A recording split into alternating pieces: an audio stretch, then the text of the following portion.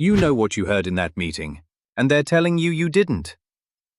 Workplace gaslighting is one of the most disorienting forms of professional manipulation.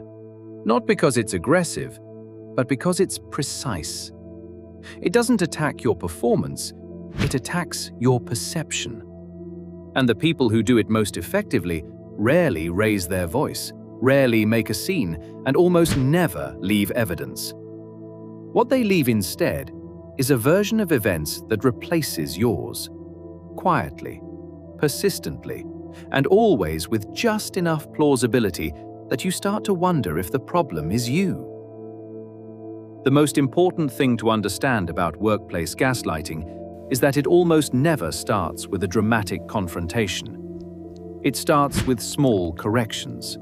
A colleague mentions casually that the meeting went differently than you remember. Your manager references a conversation you're certain said one thing and describes it as having said another. Someone who agreed with you in private contradicts you publicly, then later claims they never agreed at all. None of these moments is large enough to raise formally. Each one is small enough to doubt. And that doubt is the entire point.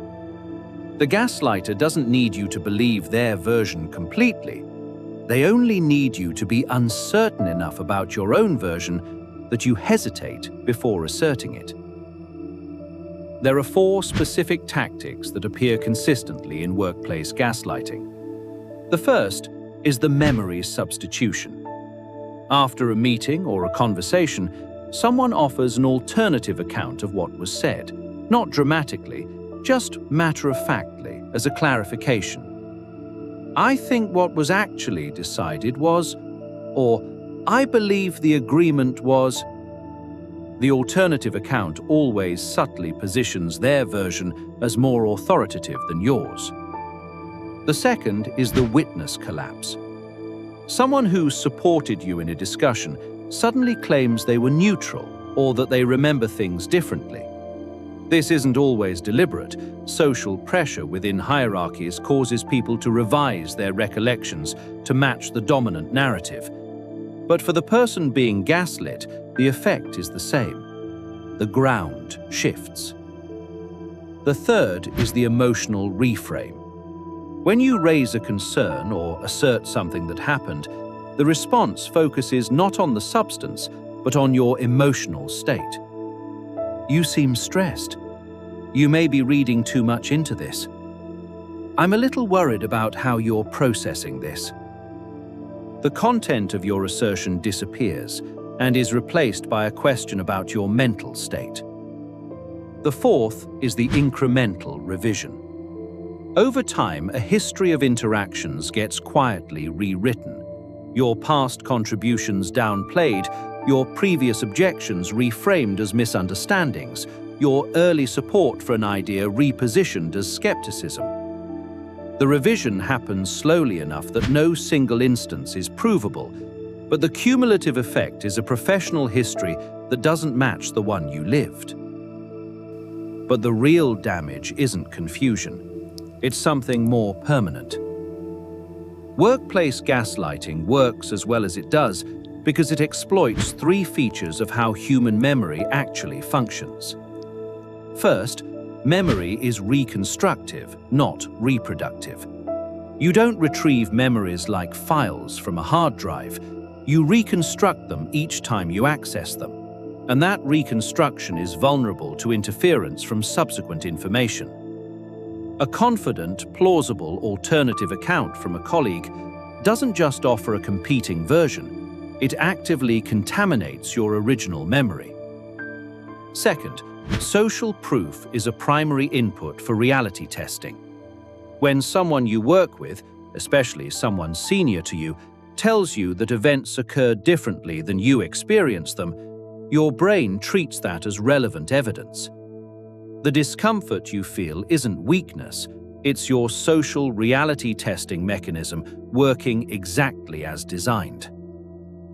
Third, the professional context specifically suppresses the instinct to assert personal experience over collective consensus. In most workplaces, insisting on your version of events against a group version marks you as a difficult team member, a poor collaborator, or someone who can't accept feedback. The gaslighter doesn't have to argue their case. The workplace structure argues it for them. 3 things change the dynamic. None of them require confrontation or formal complaints.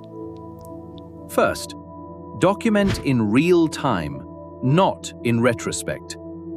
After every significant meeting or conversation, send yourself a brief summary by email or message. What was decided? What was said? Who was present? Not to build a legal case, just to create a contemporaneous record that your memory can anchor to. When someone later offers a different account, you have a timestamp. Second, name the pattern, not the instance. Confronting a single instance of memory substitution invites a debate about that specific moment, a debate the gaslighter is well practiced at winning. Naming the pattern is different. I've noticed that our recollections of conversations have been diverging consistently. I'd like to find a way to make sure we're on the same page in real time. That framing puts the mechanism on the table without requiring proof of intent. Third, rebuild external reference points. Gaslighting works in isolation. If your account is the only one, it's easier to undermine. If you have genuine alignment with other colleagues, not as a coalition, but as shared experience, the ground becomes harder to shift. You don't need allies, you need witnesses. People who were present and whose own experience can confirm the basic facts of what happened. The next time someone tells you you're misremembering something, before you accept their version, ask yourself how certain you actually were before they said it. That gap between your certainty before and your certainty after is exactly what this technique is designed to create. That certainty you had before they said it, it was yours. It was accurate. And the fact that it wavered doesn't mean it was wrong. It means the technique worked. Subscribe. Every week, Mind Decoded breaks down one more thing about how power and manipulation actually work in the environments most people spend the majority of their lives in. And if you haven't seen last week's video on how credit stealing operates, that video is right here.